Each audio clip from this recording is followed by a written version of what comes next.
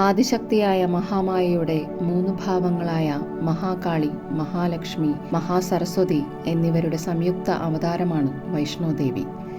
ജമ്മുവിലെ ത്രികൂടപർവ്വതത്തിലെ ഗുഹാക്ഷേത്രം വൈഷ്ണോദേവിയുടെ ഇരിപ്പിടമാകുന്നു. ദുർഗാദേവിയുടെ അംശാവതാരമായി വൈഷ്ണോദേവിയെ കണക്കാക്കുന്നു. ത്രിദേവിമാരുടെ ശക്തിയിൽ മനുഷ്യവംശത്തിൽ പിറന്ന വൈഷ്ണോദേവിയിൽ മഹാലക്ഷ്മിക്ക് പ്രാധാന്യം കൂടുതലായതിനാൽ ദേവി സദാ വിഷ്ണുവിൽ ലയിക്കണമെന്ന് തീവ്രമായി ആഗ്രഹിച്ചിരുന്നു. ദേവിയുടെ സ്വരൂപം മഹാലക്ഷ്മിയുടേത് ആണ്.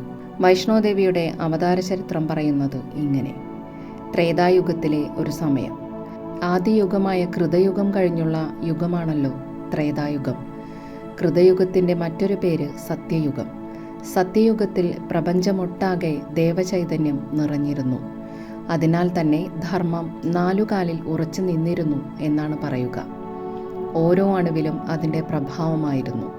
എല്ലാവരിലും ധർമ്മചിന്തകളും അതിൽ നിന്നും ഉരുത്തിരിയുന്ന സൽപ്രവൃത്തികളും തികഞ്ഞ ജ്ഞാനവും കൊണ്ട് സമ്പുഷ്ടമായ ഒരന്തരീക്ഷം. സ്വശരീരത്തിൽ തന്നെ ഈശ്വരനെ സാക്ഷാത്കരിക്കുവാൻ അന്നു മനുഷ്യർക്ക് അനായാസേന സാധിച്ചിരുന്നുവത്രേ. എല്ലാം കൊണ്ടും സത്വഗുണത്തിൻ്റെ പ്രഭാവമായിരുന്നു ആ യുഗത്തിലെങ്ങും. സർവത്ര ശാന്തി, ജ്ഞാനം. തുടർന്നു വരുന്നതാണ് ത്രേതായുഗം. ധർമ്മപ്രഭാവം കുറഞ്ഞ് അത് 3 കാലിലായി നിൽപ്പ്.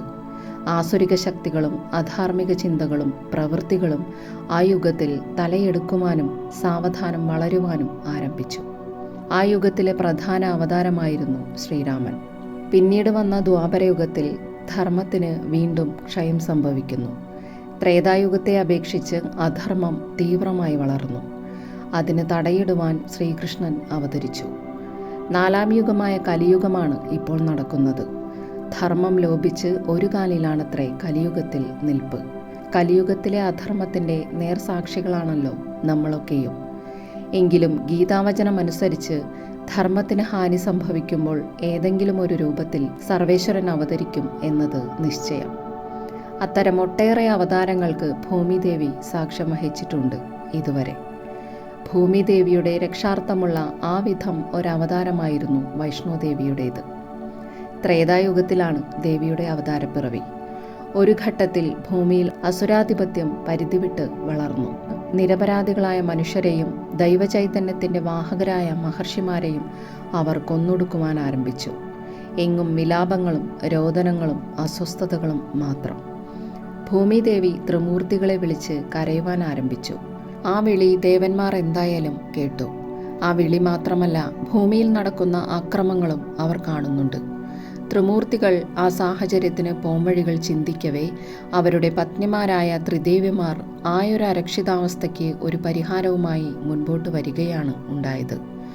അവർ തങ്ങളുടെ 3 പേരുടെയും ഊർജത്തെ ഏകീകരിച്ച് അതിൽ നിന്നും ഒരു ദേവിയെ സൃഷ്ടിച്ചു.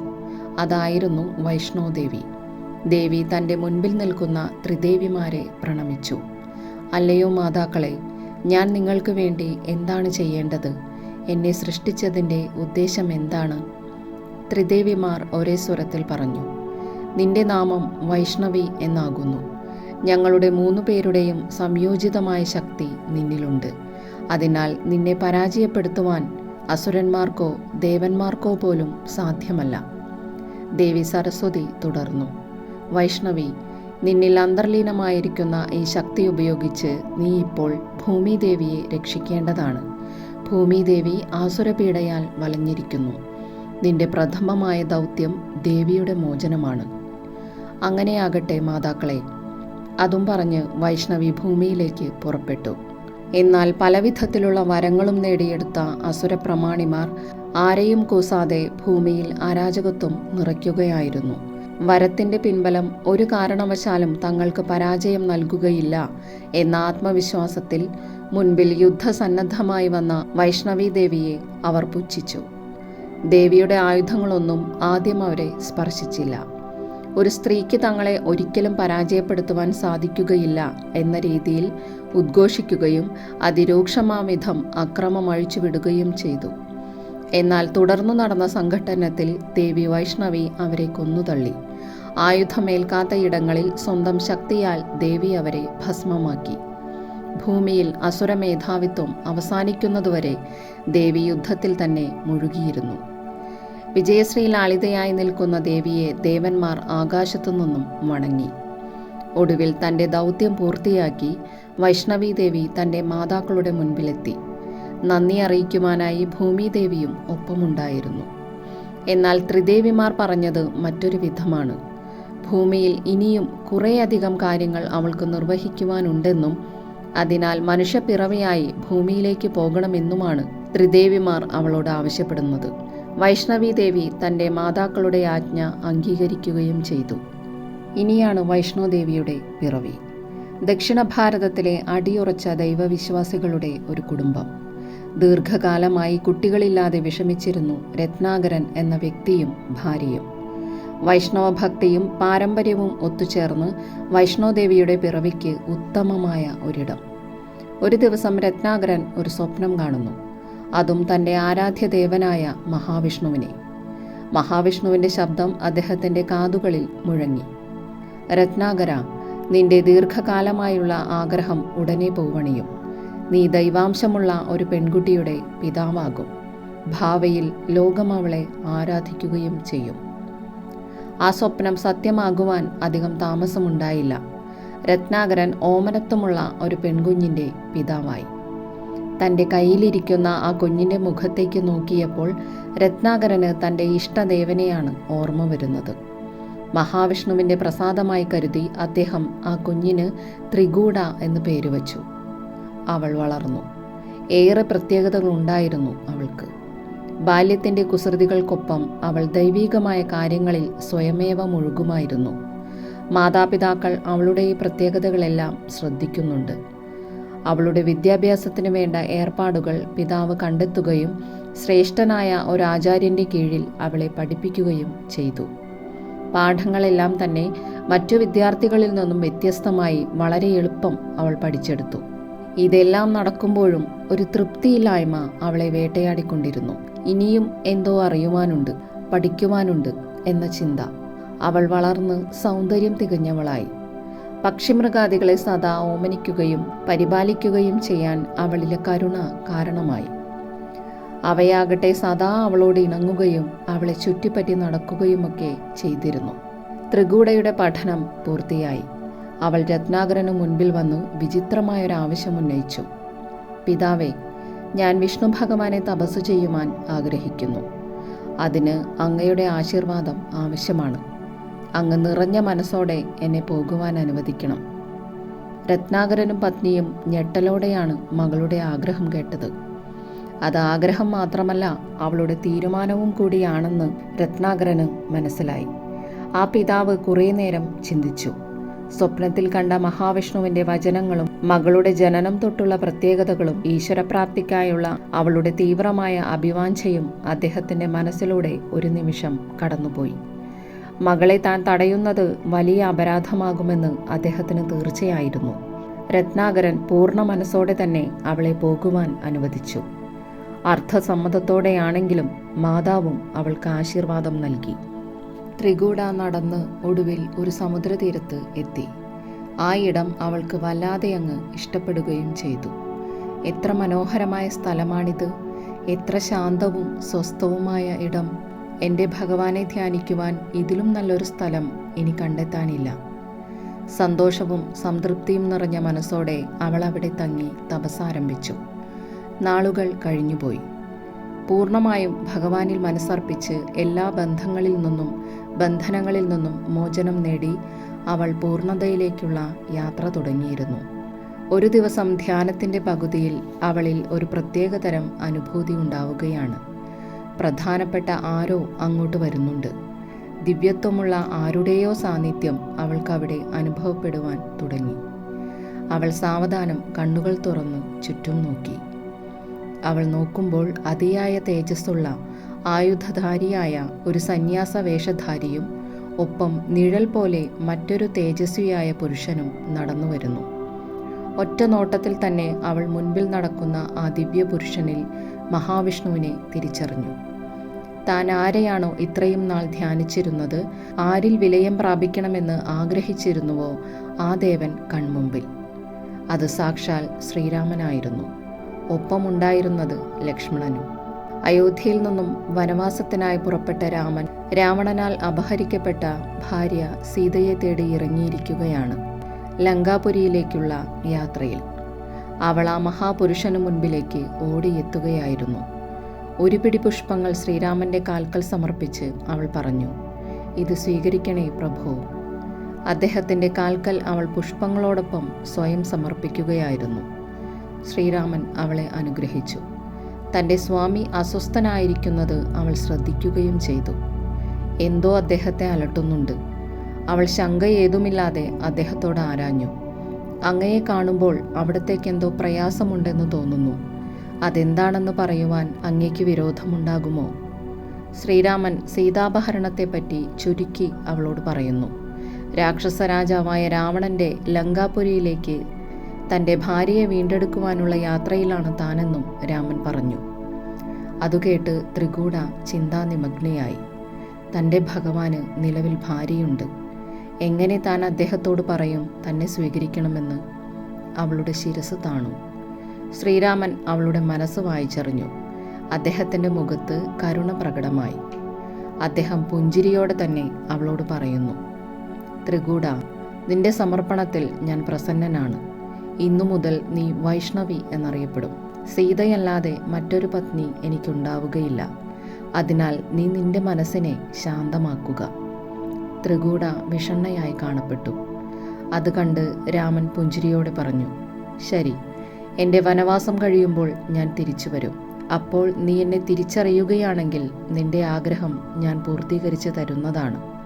ആ വാക്കുകൾ കേട്ടപ്പോൾ അവളുടെ ഹൃദയം സന്തോഷത്താൽ നിറഞ്ഞു. കണ്ണുകൾ തിളങ്ങി.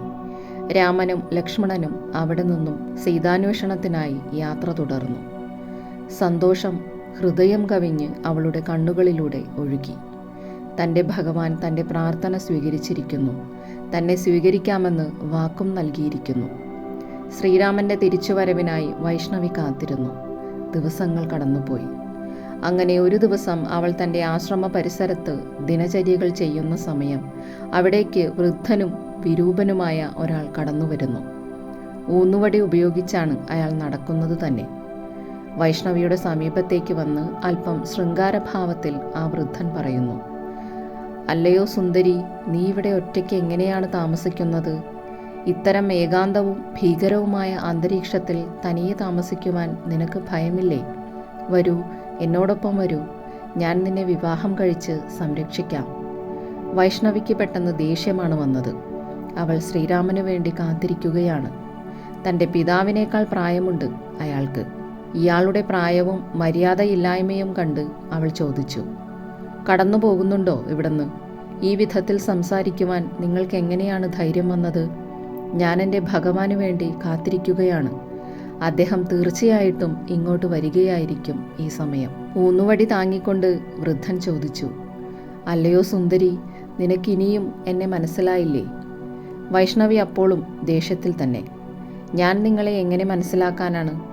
എൻ്റെ ജീവിതത്തിൽ ഇതിനു മുൻപ് നിങ്ങളെ കണ്ടിട്ട് പോലുമില്ല." അത്രയും പറഞ്ഞു കഴിഞ്ഞപ്പോൾ ഒരു നിമിഷം അവൾ സ്തബ്ധയായി. തൻ്റെ മുൻപിൽ നിൽക്കുന്നയാളെ വൈഷ്ണവി പെട്ടെന്ന് തിരിച്ചറിഞ്ഞു. അത് ശ്രീരാമൻ തന്നെയായിരുന്നു. വേഷം മാറി അവളെ പരീക്ഷിക്കുവാനായിട്ടായിരുന്നു വരവ്. സ്വരൂപത്തിലേക്ക് മാറിയ ശ്രീരാമനെ കണ്ട് അവൾക്ക് കുറ്റബോധവും നൈരാശ്യവും ഒരുപോലെ തന്നെ വന്നു. അവൾ ആ കാൽക്കലേക്ക് കണ്ണീരോടെ വീണു. "പ്രഭോ, എന്നോട് ക്ഷമിക്കണമേ. എനിക്ക് അങ്ങയെ തിരിച്ചറിയുവാൻ കഴിഞ്ഞില്ല. എൻ്റെ അഹങ്കാരം പുറത്ത് അങ്ങെന്നെ സ്വീകരിക്കണമേ." അവളുടെ കണ്ണുനീർ വീണ് ശ്രീരാമൻ്റെ പാദം മുഴുവൻ നനഞ്ഞു. അദ്ദേഹം പുഞ്ചിരിച്ചു കരുണയോടെ. "എഴുന്നേൽക്കൂ വൈഷ്ണവി. നിന്നോട് ഞാൻ പറഞ്ഞിരുന്നു, നിന്നെ സ്വീകരിക്കുവാൻ ഇപ്പോൾ എനിക്ക് സാധിക്കില്ല. നമ്മൾ ഒന്നുചേരേണ്ട സമയം ഇതുമല്ല. നീ ഉത്തരദിക്കിലേക്ക് പുറപ്പെടൂ. അവിടെ ത്രികൂടം എന്നൊരു പർവ്വതമുണ്ട്. അവിടെ പോയി തപസ് ചെയ്യൂ." വൈഷ്ണവി പ്രതീക്ഷയോടെയും ക്ഷമയോടെയും അദ്ദേഹത്തിൻ്റെ വാക്കുകൾ കേട്ടു നിൽക്കുകയായിരുന്നു. ശ്രീരാമൻ തുടർന്നു, "ഈ ഭൂമിയിൽ നിനക്ക് ചെയ്തു തീർക്കുവാൻ ഇനിയും ധാരാളം കർത്തവ്യങ്ങളുണ്ട്. കലിയുഗത്തിൻ്റെ ഒടുവിൽ ഞാൻ നിന്നെ തേടി വരും. അതുവരെ നീ കാത്തിരിക്കേണ്ടതാണ്. ധൈര്യമായിരിക്കൂ. നിനക്കു സമീപം ധാരാളം ആളുകൾ വന്നുചേരും. നിന്റെ സാന്നിധ്യത്തിൽ അവർക്ക് ദുരിതങ്ങളിൽ നിന്നും മോചനം ലഭിക്കുന്നതാണ്." ശ്രീരാമൻ അവൾക്ക് ധനുസ്സും അസ്ത്രങ്ങളും നൽകി അനുഗ്രഹിച്ചു. അവൾ അത് സ്വീകരിച്ച് അദ്ദേഹത്തിൽ നിന്ന് ആശീർവാദങ്ങളും നേടി ഉത്തരദിക്കിലേക്ക് യാത്ര തിരിച്ചു. ആ യാത്രയിൽ അവൾക്ക് അനുഭവിക്കേണ്ടി വന്ന കഷ്ടതകൾ നിസ്സാരമായിരുന്നില്ല. ഇരുണ്ട ഘോരവനങ്ങളും കഠിനമായ പാതകളും താണ്ടി നിർഭയമായി അവൾ മുൻപോട്ട് നീങ്ങി. ഹിംസ്രമൃഗങ്ങളും വിഷസർപ്പങ്ങളും അടിക്കടി അവളുടെ മുൻപിൽ വന്നു. ത്രിദേവിമാരുടെ അംശത്തിൽ അസുര നിഗ്രഹത്തിനായി പിറന്ന വൈഷ്ണോദേവി യുദ്ധവീര്യവും നിർഭയത്വവും തികഞ്ഞവളായിരുന്നു. ആയതിനാൽ ഇത്തരം പ്രതിസന്ധികൾ അവൾ നിഷ്പ്രയാസം മറികടന്നതിൽ അതിശയിക്കാനില്ല. അവളെ ആക്രമിക്കാൻ വന്ന കൂട്ടത്തിൽ മൃഗങ്ങളും വിഷജന്തുക്കളും മാത്രമായിരുന്നില്ല, മനുഷ്യമൃഗങ്ങളും ഉണ്ടായിരുന്നു. അവരെല്ലാം അവളുടെ ആയുധത്തിൻ്റെ മൂർച്ചയറിയുകയും ജീവൻ വെടിയുകയും ചെയ്തു. ശ്രീരാമന്റെ വാക്കുകൾ അക്ഷരാർത്ഥത്തിൽ സത്യമായി തീർന്നു. ഇതിനകം ഉത്തരദേശത്തെത്തിച്ചേർന്ന ത്രികൂടയുടെ മഹിമ എങ്ങും വ്യാപിക്കുകയുണ്ടായി. അവളുടെ തപശക്തിയും ചൈതന്യവും എങ്ങും പരന്നു. ആ യോഗിനിയെ ഒരു നോക്ക് കാണാൻ വേണ്ടി മാത്രമായി പല ദേശങ്ങളിൽ നിന്നും ആളുകൾ കൂട്ടമായി തന്നെ അവൾ ഇരിക്കുന്നിടത്ത് എത്തിച്ചേർന്നു. ആ ദിവ്യ ദർശനത്തിൽ ദുരിതമോചനം നേടി സായുജ്യമടഞ്ഞു വന്നു ചേർന്നവർ എല്ലാം തന്നെ. വൈഷ്ണവിയുടെ ദൈവിക ശക്തിയെക്കുറിച്ചുള്ള വാർത്തകൾ എങ്ങും വ്യാപിച്ചപ്പോൾ അതിലിഷ്ടക്കേടും വിരോധവുമുള്ളവർ ഉണ്ടായിരുന്നു താനും. താന്ത്രികാചാര്യനായ ഖോരക്നാഥിൻ്റെ കാതുകളിൽ വൈഷ്ണവിയുടെ മാഹാത്മ്യ കഥകൾ അലയടിച്ചപ്പോൾ അയാൾ അസ്വസ്ഥനായി തീർന്നു. ജനങ്ങൾ കൂട്ടത്തോടെയാണ് അവളിലേക്ക് ഒഴുകുന്നത്. താനും ആത്മീയതയുടെ പാതയിൽ സഞ്ചരിക്കുന്ന വ്യക്തിയാണ്. ഇത്രയും അനുഭവ പാരമ്പര്യവും കഴിവുമുള്ള തനിക്ക് കിട്ടുന്നതിനേക്കാൾ സ്വീകാര്യത കേവലം ഒരു ചെറുപ്പക്കാരിക്ക് ലഭിക്കുന്നത് കണ്ടപ്പോൾ അവളുടെ രഹസ്യമറിയുവാൻ അയാൾക്ക് താൽപ്പര്യമായി. ഖോരക്നാഥ് തൻ്റെ ജ്ഞാനദൃഷ്ടിയാൽ വൈഷ്ണവിയുടെ രഹസ്യം മനസ്സിലാക്കി. ശ്രീരാമനുമായുള്ള കൂടിക്കാഴ്ചയും അതുമൂലം അവൾക്ക് പ്രാപ്യമായ വൈഷ്ണവശക്തിയുടെ പിൻബലവും ദിവ്യദൃഷ്ടിയാൽ അയാൾ തിരിച്ചറിഞ്ഞു. അയാൾ ഒന്നുകൂടി അസ്വസ്ഥനായി. ഏതൊരു വ്യക്തിക്കും ആന്തരികമായ ശുദ്ധി വരാത്ത ഇടത്തോളം കാലം ആത്മീയതയുടെ പാതയിൽ സഞ്ചരിക്കാതിരിക്കുന്നതാണ് അയാൾക്കും ലോകത്തിനും ഒരുപോലെ നല്ലത്. കാരണം അയാൾ നിത്യവും അനുഷ്ഠിച്ചു വരുന്ന സാധന അല്ലെങ്കിൽ ഉപാസന ഉള്ളിലെ വൈരാഗ്യം, അഹങ്കാരം, അസൂയ, അക്രമവാസനകൾ ഇവയെല്ലാം തഴച്ചു വളരുന്നതിനാണ് ആദ്യമേ തന്നെ വളമാവുക. സാധാരണ വ്യക്തികളിൽ ഇത്തരം വാസനകൾ ഒരു പരിധിവരെയേ സമൂഹത്തിന് ദോഷമുണ്ടാക്കൂ. പക്ഷേ ഉപാസനാബലമുള്ള ഒരാളിൽ വിരാജിക്കുന്ന ഈ ദുർവാസനകൾ സമൂഹത്തിലെ അന്യവ്യക്തികൾക്കുണ്ടാക്കുന്ന ദോഷത്തിന് യാതൊരു പരിധിയുമുണ്ടാകില്ല. ഇത്തരം ദുരവസ്ഥകൾ എല്ലാ കാലവും സമൂഹം നേരിടാറുണ്ട്. ഖോരക്നാഥ് തൻ്റെ ശിഷ്യനായ ഭൈരവനാഥിനെ വിളിച്ചു. ഭൈരവനാഥ് ഗുരുവിൻ്റെ ആജ്ഞയ്ക്കായി കാതോർത്തപ്പോൾ അദ്ദേഹത്തിൽ നിന്നും പെട്ടെന്ന് നിർദ്ദേശവും വന്നു. നീ പോയി വൈഷ്ണവി ആരാണെന്ന് കൃത്യമായി അറിയുക. എന്തുകൊണ്ടാണ് ഇത്രയധികം ആളുകൾ അവളുടെ സമീപത്തേക്ക് വരുന്നത്? എല്ലാവരിൽ നിന്നും വിഭിന്നമായി അവൾക്ക് എന്ത് പ്രത്യേകതകളാണ് ഉള്ളത് എന്ന് നീ അറിയണം.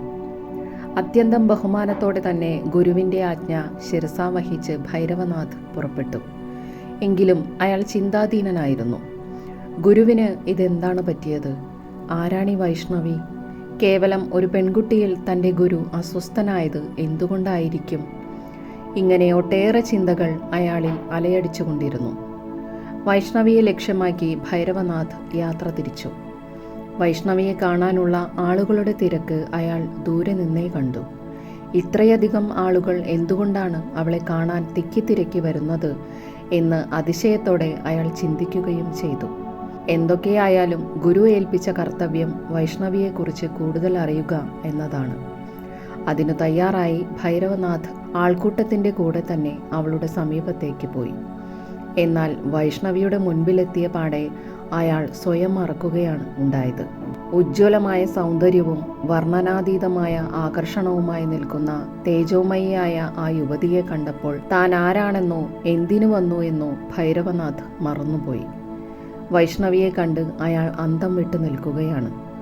ആദ്യത്തെ അമ്പരപ്പ് മാറിയപ്പോൾ പിന്നെ അവളെ വിവാഹം കഴിക്കണമെന്നായി അയാളുടെ ചിന്ത. എങ്ങനെയെങ്കിലും വൈഷ്ണവിയെ സ്വന്തമാക്കണം. ഭൈരവനാഥ് അവിടെ കാത്തുനിന്നു, എല്ലാവരും പോകും വരെ. എങ്ങനെയെങ്കിലും വൈഷ്ണവിയോട് ഒന്ന് സംസാരിക്കണം. തൻ്റെ ആഗ്രഹം അവളെ അറിയിക്കണം. ഏതു വിധേനയും അവളെ സ്വന്തമാക്കണം. അങ്ങനെ പല ചിന്തകളും അയാളുടെ മനസ്സിലൂടെ ഒരേ സമയം കടന്നുപോയി. അപ്പോഴേക്കും ഗുരുവിനെയൊക്കെ അയാൾ മറന്നുപോയിരുന്നു. എല്ലാവരും പോയി കഴിഞ്ഞു എന്നുറപ്പായപ്പോൾ അയാൾ വൈഷ്ണവിയെ സമീപിച്ചു. വൈഷ്ണവി, നിന്റെ സൗന്ദര്യവും തേജസ്സും എന്നെ വല്ലാതെ ആകർഷിച്ചിരിക്കുകയാണ്. നീ എന്നെ വിവാഹം കഴിക്കണം, പൂർണ്ണ മനസ്സോടെ തന്നെ. ഇല്ലെങ്കിൽ ഏതു വിധേനയും നിന്നെ ഞാൻ സ്വന്തമാക്കും. വൈഷ്ണവി ആദ്യമൊന്ന് അമ്പരന്നു. പെട്ടെന്ന് തന്നെ അവൾ ക്ഷുഭിതയായി. നിനക്ക് എങ്ങനെയാണ് ധൈര്യമുണ്ടായത് എന്നോട് ഈ വിധം സംസാരിക്കുവാൻ? എൻ്റെ ജീവിതം ഞാൻ മഹാവിഷ്ണുവിന് സമർപ്പിച്ചിരിക്കുകയാണ്. അദ്ദേഹത്തിനെ അല്ലാതെ മറ്റൊരാളെയും ഞാൻ പതിയായി സ്വീകരിക്കില്ല. എന്നാൽ ഭൈരവനാഥ് അതൊന്നും കേട്ടതായി പോലും ഭാവിച്ചില്ല. അയാൾക്ക് എങ്ങനെയെങ്കിലും അവളെ സ്വന്തമാക്കണം. അയാൾ അവളെ അനുനയിപ്പിക്കുവാൻ ഒട്ടേറെ മാർഗങ്ങൾ തേടി. പ്രണയപൂർവ്വം സംസാരിച്ചു, അഭ്യർത്ഥിച്ചു, കെഞ്ചി, ഭീഷണിപ്പെടുത്തി. അയാൾ തനിക്കൊരു ശല്യമാകുമെന്ന് തിരിച്ചറിഞ്ഞ് വൈഷ്ണവി ഒരു തീരുമാനത്തിലെത്തി. അവിടെ നിന്നും പുറപ്പെടുക തന്നെ. എങ്ങനെയെങ്കിലും അയാളിൽ നിന്നും ഒന്ന് രക്ഷപ്പെട്ടാൽ മതി. അവൾ തൻ്റെ അസ്ത്രങ്ങളും വില്ലുമെടുത്ത് അവിടെ നിന്നും യാത്ര തിരിച്ചു. ഭൈരവനാഥ് അവളെ പിന്തുടരുന്നത് അവൾക്ക് കാണാമായിരുന്നു. എങ്കിലും സർവശക്തിയും സംഭരിച്ച് അവൾ അവിടെ നിന്നും ഓടി രക്ഷപ്പെട്ടു. കുന്നും മലയുമെല്ലാം കയറി അവൾ തളർന്നു. കത്തിയെരിയുന്ന വെയിലും കൊടും ചൂടും. ഒരിറ്റു വെള്ളത്തിനായി അവൾ തിരഞ്ഞു. സമീപം നീരുറവയോ നദിയോ ഒന്നും തന്നെയില്ല. അവസാനം തൻ്റെ ആവനാഴിയിൽ നിന്നും ഒരസ്ത്രമെടുത്ത് ഗംഗാദേവിയെ ധ്യാനിച്ച് അവൾ മണ്ണിലേക്ക് എയ്തു. അമ്പേറ്റ ഭൂമി വിണ്ടുകീറി അതിൽ നിന്നും ശുദ്ധമായ വെള്ളം ചീറ്റിത്തെറിക്കുവാൻ ആരംഭിച്ചു. അത് സാക്ഷാൽ ഗംഗാദേവിയായിരുന്നു. മതിവരുവോളം വെള്ളം കുടിച്ച് ക്ഷീണമകറ്റി വൈഷ്ണവി. ജലപ്രവാഹത്താൽ ഭൂമിയെല്ലാം നനഞ്ഞു കുതിർന്നു. വൈഷ്ണോദേവി ഉണ്ടാക്കിയ ഗംഗാപ്രവാഹം ഇന്നും ത്രികൂടപർവ്വതത്തിലുണ്ട്. അത് ബാൻ ഗംഗ എന്നറിയപ്പെടുന്നു. അവൾ വീണ്ടും മല കയറി. അവസാനമായ യാത്ര എത്തിച്ചേർന്നത് ഒരു ഗുഹയ്ക്ക് മുൻപിലാണ്. അപ്പോഴേക്കും അവൾ ക്ഷീണം കൊണ്ട് വിവശയായിരുന്നു. ആ ഗുഹയുടെ മുൻപിൽ ഒരു സന്യാസി വര്യൻ നിൽക്കുന്നു. അവൾ അദ്ദേഹത്തിന് മുൻപിലെത്തി. ഹേ ഋഷിശ്രേഷ്ഠ, അങ്ങ് എന്നെ ഇവിടെ കണ്ട കാര്യം ഒരാളോടും പറയരുത്. ആരെങ്കിലും എന്നെ തേടി വന്നാൽ ഞാൻ ഇവിടെയുണ്ട് എന്ന് ഒരു കാരണവശാലും അങ്ങ് അറിയിക്കുകയുമരുത്. അത്രയും പറഞ്ഞ് മറുപടിക്ക് പോലും കാത്തു നിൽക്കാതെ അവൾ ഇരുണ്ട വിശാലമായ ഗുഹയ്ക്കുള്ളിലേക്ക് നടന്നു കയറി. കാര്യം മനസ്സിലാകാതെയും എന്നാൽ അത്ഭുതത്തോടെയും കൂടി ആ സന്യാസി അവളുടെ പോക്ക് നോക്കി നിന്നു. അകത്തു കടന്ന വൈഷ്ണവി അഗാധമായ ധ്യാനത്തിലേക്ക് വഴുതി വീണു. ഏകദേശം 9 മാസങ്ങളോളം ആ ഇരിപ്പ് അവളിരുന്നു എന്നാണ് പറയപ്പെടുന്നത്. ഈ ഗുഹ ഇന്ന് അർദ്ധ് കുവാരി എന്നറിയപ്പെടുന്നു. ഭൈരവനാഥിൽ നിന്നും രക്ഷപ്പെടുവാനായി വൈഷ്ണവി 9 മാസങ്ങളോളം ഈ ഗുഹയിൽ ഏകാന്തവാസം അനുഭവിച്ചു. ഒരമ്മയുടെ ഗർഭപാത്രത്തിൽ എന്ന പോലെ. പക്ഷേ അതും പിന്നെ നീണ്ടുനിന്നില്ല. അവളെ തേടി ഭൈരവനാഥ് അവിടെ എത്തി. ഗുഹയുടെ പുറത്തു കണ്ട താപസനോട് അയാൾ ആരാഞ്ഞു. ഹേ സന്യാസി ശ്രേഷ്ഠ, ഈ ഭാഗത്തേക്ക് ഏതെങ്കിലും ഒരു സ്ത്രീ വന്നുവോ? അങ്ങനെ ആരെയെങ്കിലും അങ്ങ് ഇവിടെ കണ്ടുവോ? അദ്ദേഹം മറുപടി പറഞ്ഞു, ഇല്ല, ഞാൻ അങ്ങനെ ഒരു സ്ത്രീയെ കണ്ടില്ല. മാത്രമല്ല ഈ ഭാഗത്തേക്ക് അങ്ങനെ ആരും വരാറുമില്ല. എന്നാൽ ഭൈരവനാഥിന് അതത്ര വിശ്വാസമായില്ല. അയാൾ ആ സന്യാസിയോട് ഉണ്ടായതെല്ലാം പറഞ്ഞു. സന്യാസി പറഞ്ഞു, താങ്കളീ ചെയ്യുന്നത് അബദ്ധമാണ്. അവൾ സാധാരണ ഒരു സ്ത്രീയല്ല. ഈശ്വരനെ പ്രാപ്തമാക്കുവാൻ വേണ്ടി ജീവിതം തന്നെ ഒഴിഞ്ഞു വെച്ചവളാണ്. അങ്ങനെയുള്ള ഒരാളെ ഉപദ്രവിക്കാതിരിക്കുന്നതാണ് താങ്കൾക്ക് നല്ലത്. ഭൈരവനാഥ് ഒരു പുഞ്ചിരിയോടെ പറഞ്ഞു, അത് ശരി, അപ്പോൾ അവൾ ഇവിടെ തന്നെ ഉണ്ട് അല്ലേ? ശേഷം അയാൾ ധ്യാനത്തിലിരുന്നു. തൻ്റെ ജ്ഞാനദൃഷ്ടിയിൽ അവിടെ വൈഷ്ണവിയുടെ സാന്നിധ്യം അയാൾ തിരിച്ചറിയുകയും ചെയ്തു. എന്നാൽ ഇതേ സമയം ഗുഹയ്ക്കുള്ളിൽ ധ്യാനത്തിലായിരുന്ന വൈഷ്ണവിയും ഭൈരവനാഥിൻ്റെ സാമീപ്യം തിരിച്ചറിഞ്ഞു. അതോടെ അവിടെ നിന്നും രക്ഷപ്പെടുവാൻ അവൾ തീരുമാനിച്ചു. അവളുടെ കയ്യിൽ ഒരു ശൂലം അപ്പോൾ പ്രത്യക്ഷമായി. ഗുഹയുടെ ഒരു ഭാഗം ആ ശൂലത്തിൻ്റെ സ്പർശനത്താൽ തന്നെ തകർന്നുപോയി. അവിടെ പുറത്തേക്കുള്ള പ്രവേശനദ്വാരം രൂപപ്പെട്ടു. അവൾ പുറത്തു കടന്നു. മറ്റൊരു മല ലക്ഷ്യമാക്കി വേഗത്തിൽ തന്നെ യാത്ര തിരിച്ചു. ആ വഴിയിൽ സുരക്ഷിതമായ ഒരു ഗുഹ അവൾ കണ്ടെത്തുകയും ചെയ്തു. അതിലേക്ക് കയറും മുൻപേ പുറകിൽ നിന്നും ഭൈരവനാഥിൻ്റെ ശബ്ദം അവൾ കേട്ടു. നിനക്ക് എന്നിൽ നിന്നും രക്ഷപ്പെടാനാകില്ല വൈഷ്ണവി, ഞാനിതാ നിന്റെ സമീപം എത്തിയിരിക്കുന്നു. എത്ര കാലം നീ എന്നിൽ നിന്നും ഒളിച്ചു കഴിയും? അയാളുടെ ശബ്ദത്തിൽ വിജയത്തിൻ്റെ ധ്വനി ഉണ്ടായിരുന്നു. വൈഷ്ണവിയുടെ സകല നിയന്ത്രണവും വിട്ടു. തൻ്റെ നേരെ തിരിഞ്ഞ വൈഷ്ണവിയുടെ രൂപം കണ്ട് ഭൈരവനാഥ് ഞെട്ടിപ്പോയി. അത് സാക്ഷാൽ ഭദ്രകാളിയായിരുന്നു. കയ്യിൽ ആയുധവും ഏന്തി സംഹാര രൂപത്തിൽ ദിഗന്ധങ്ങൾ വിറപ്പിച്ച് അലറിക്കൊണ്ട് ഭദ്രകാളി അയാൾക്കു നേരെ പാഞ്ഞു വന്നു. ഭൈരവനാഥിന് ഒന്നിനും സമയം കിട്ടിയില്ല. ഒറ്റവെട്ടിന് അയാളുടെ തല കഴുത്തിൽ നിന്നും തെറിച്ച് ദൂരെ വീണു. പ്രാണൻ പോകും മുമ്പ് സംഹാരഭാവത്തിൽ നിൽക്കുന്ന ലോകമാതാവിനെ ഭൈരവനാഥ് കൺകുളിർക്കെ കണ്ടു. മാതേ, എന്നോട് ക്ഷമിക്കണമേ. എൻ്റെ അഹങ്കാരം മൂലം ഇത്ര വലിയൊരു മഹാപാപം ഞാൻ ചെയ്തുപോയി. ജീവിതത്തിലുടനീളം ഉപാസകനായിരുന്ന ഞാൻ ഇനി മുതൽ ഒരു നികൃഷ്ടനായി സ്മരിക്കപ്പെടുമല്ലോ. അവിടുന്ന് എന്നോട് ക്ഷമിക്കുകയില്ലേ? വൈഷ്ണോദേവി ഭദ്രകാളിയും ചേർന്ന സ്വരൂപത്തിൽ അയാൾക്ക് മുൻപിൽ നിന്നു.